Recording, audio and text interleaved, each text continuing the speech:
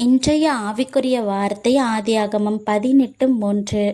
ஆண்டவரே, உம்முடைய கண்களில் எனக்கு கிருபை கிடைத்ததானால் நீர் உமது அடியானை விட்டு கடந்து போக வேண்டாம். ஒரு மலை கிராமத்துல டேனியல் அப்படின்ற இளைஞன் வாழ்ந்துக்கிட்டு வரான். அவன் நல்லா படிச்சவனா இருந்தான். ஆனா அவனுக்கு வேலை இல்லாம தவிச்சுக்கிட்டு இருந்தான். ஆனா அவன் தினமும் ஜெபம் பண்ணக்கூடியவனாவும் இருந்தான். ஒரு நாள் அந்த மலை கிராமத்துக்கு ஒரு அதிகாரி வராரு. ஒரு பெரிய நிறுவனத்துல வேலை செய்யக்கூடிய ஒரு அதிகாரி வராரு. அந்த அதிகாரிக்கு அந்த ஊர்ல தங்கறதுக்கு ஒரு இடம் தேவைப்பட்டுச்சு.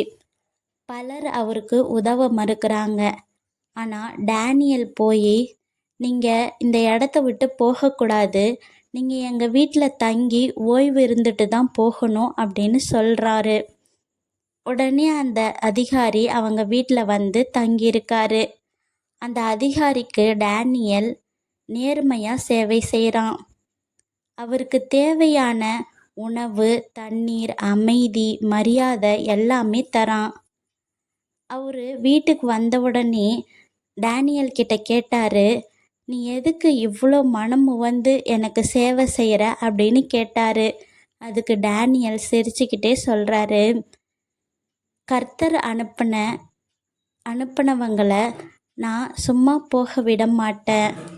அவரோட கிருபை என்னோட வாழ்க்கையில் வேணும், அதனால தான் அப்படின்னு சொல்கிறாரு. அவரோட நேர்மையும் அமைதி, உழைப்பை பார்த்து டேனியலுக்கு அவரோட நிறுவனத்திலேயே ஒரு வேலை போட்டு தராரு. இதை கேட்டுட்டு இருக்க நம்மளோட வாழ்க்கையில் கூட ஏசப்பாவோட கிருபை நேரடியாக நம்மளுக்கு கிடைக்கிறதில்ல. அது ஒரு வாய்ப்பாக இருக்கலாம், இல்லை மனுஷங்க மூலியமாக வரக்கூடியதாக இருக்கலாம், இல்லை ஒரு சோதனையாக கூட இருக்கலாம்.